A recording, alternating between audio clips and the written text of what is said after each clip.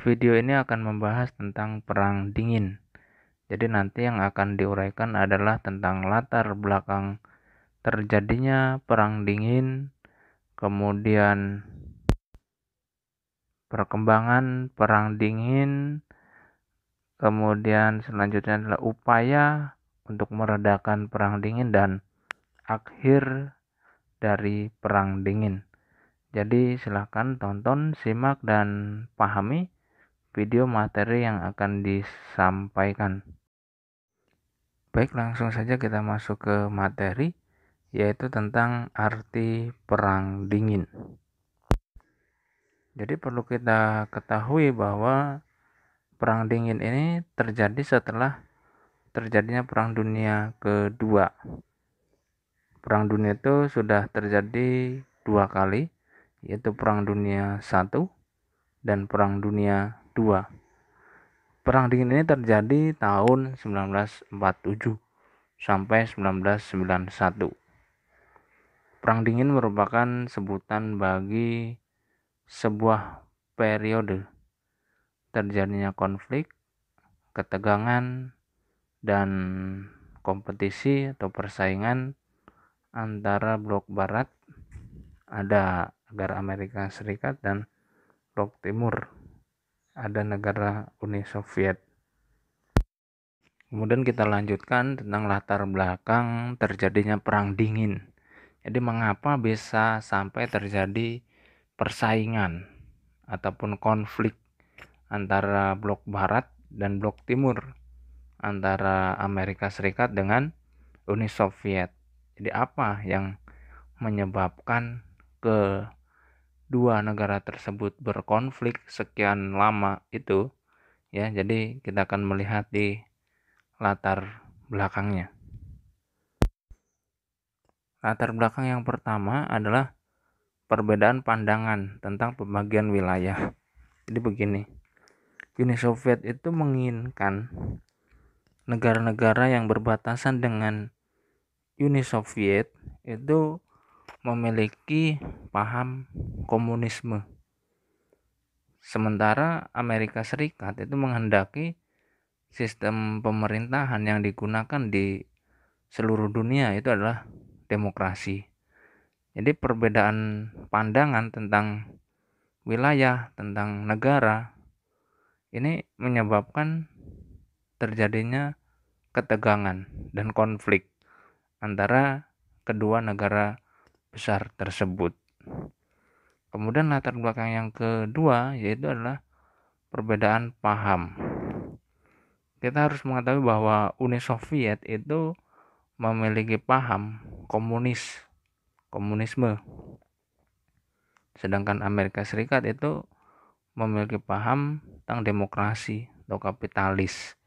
Jadi perbedaan paham ini pun menjadi salah satu pemicu terjadinya Perang Dingin.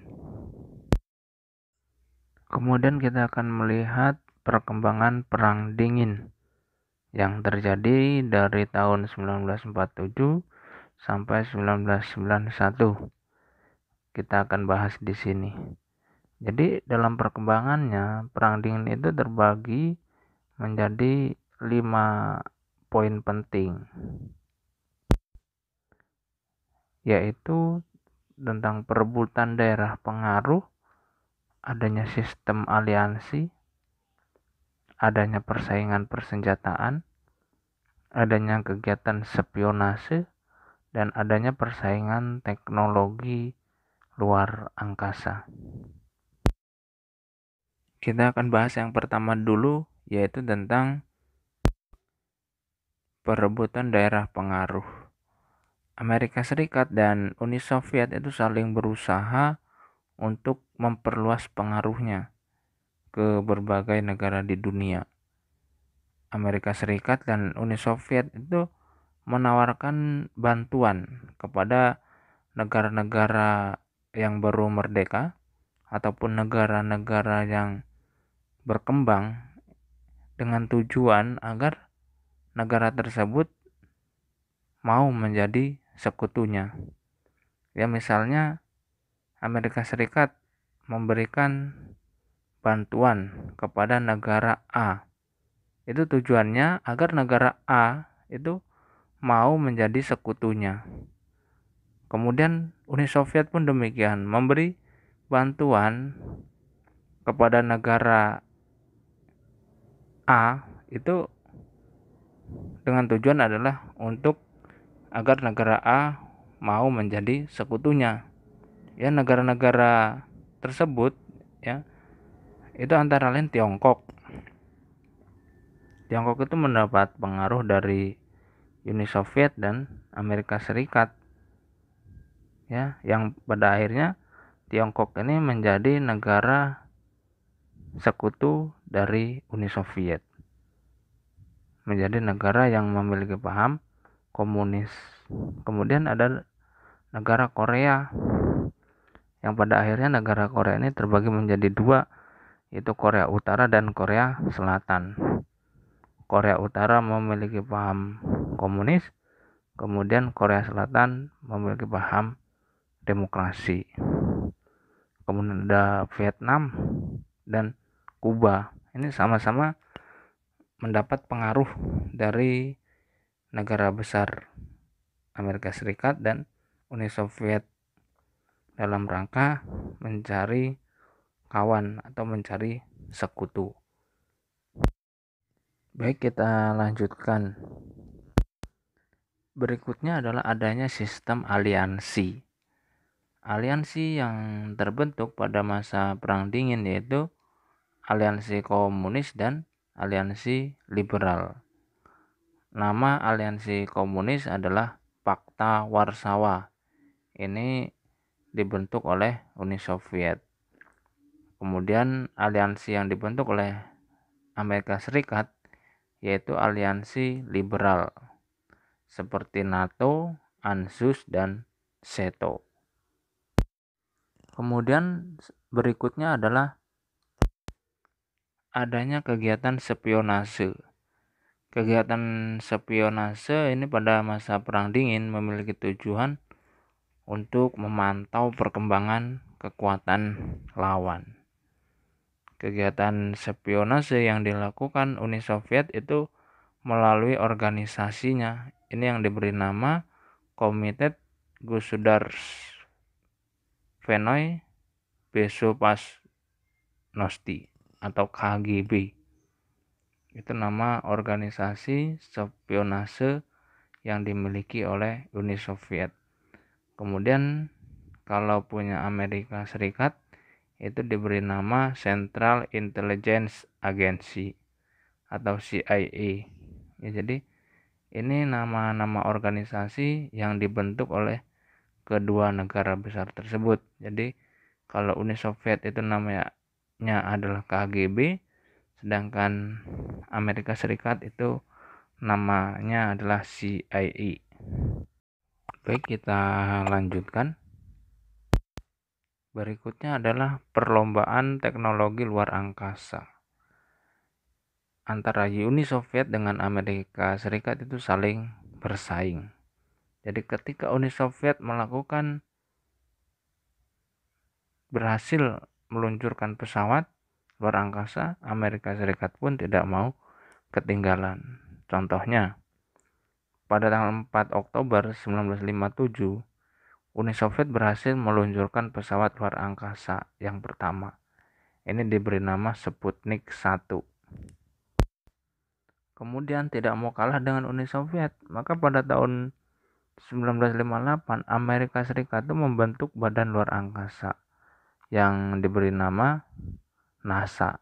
Ini keberhasilannya pada tahun 1960 ini berhasil meluncurkan satelit namanya Tiros 1 dan 2. Kemudian pada tanggal 12 April 1961, Uni Soviet berhasil mengirim manusia pertama ke luar angkasa. Orang tersebut namanya atau bernama Yuri Gagarin. Ini berhasil mengelilingi bumi dengan pesawat Vostok 1. Kemudian dibalas lagi oleh Amerika Serikat karena tidak mau ketinggalan. Pada tahun 1961, NASA berhasil mengirimkan astronot yang pertama ke luar angkasa. Kemudian pada tahun 1962 dengan Vostok 3 dan 4, Uni Soviet berhasil mengirim antariksawati pertama, yaitu Valentina Tereshkova. Jadi itu persaingan tentang teknologi luar angkasa pada masa Perang Dingin antara Uni Soviet dan Amerika Serikat. Kita lanjutkan. Berikutnya adalah upaya untuk meredam Perang Dingin.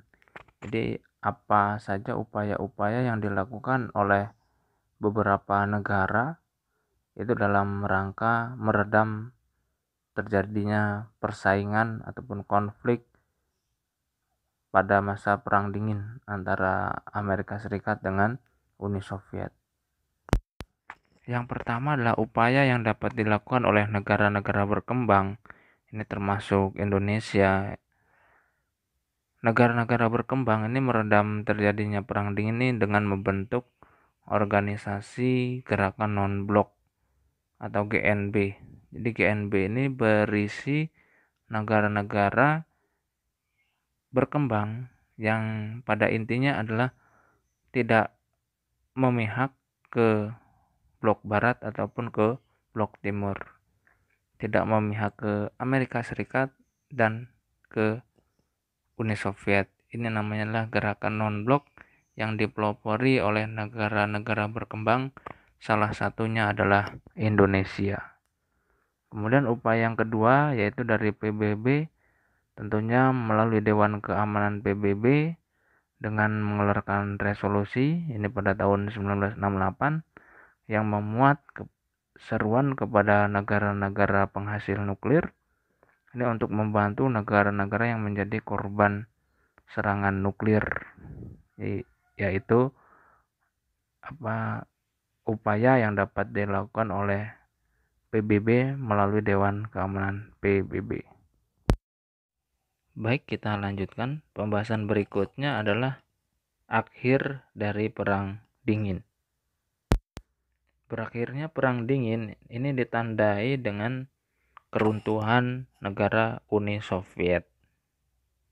Jadi dapat dikatakan bahwa Perang Dingin ini dimenangkan oleh pihak atau blok barat atau bloknya Amerika Serikat. Keruntuhan Uni Soviet ini ditandai dengan permasalahan ekonomi yang sudah melanda sejak tahun 1970. Kondisi ekonomi dan politik yang menurun ini mendorong Presiden Uni Soviet untuk segera melakukan pembaruan. Ya, jadi kondisi ekonomi dan politik yang menurun di Uni Soviet ini sudah terjadi sejak tahun 1970. Dengan demikian maka Presiden Uni Soviet pada waktu itu adalah Mikhail Gorbachev ini berusaha menjalin hubungan baik dengan Amerika Serikat.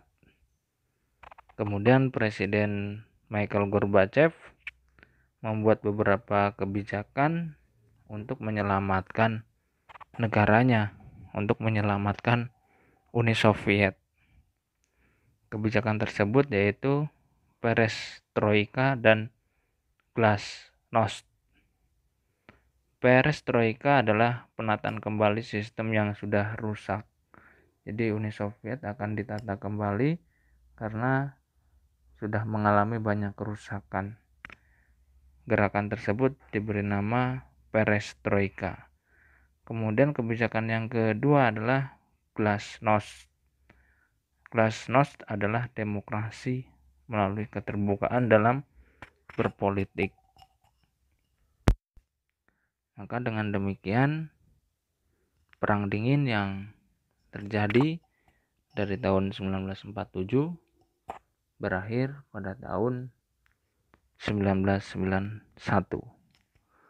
Dengan mempelajari materi ini memberikan suatu hikmah atau pencerahan bagi kita semua akan pentingnya sikap toleransi, saling menghargai, saling menghormati satu dengan yang lainnya. Apalagi di Indonesia ini hidup berbagai macam suku, agama, ras, etnis, dan masih banyak lainnya. Oleh karenanya, Indonesia harus tetap kita jaga keutuhannya agar Indonesia akan tetap ada. Atas perhatiannya, saya ucapkan terima kasih.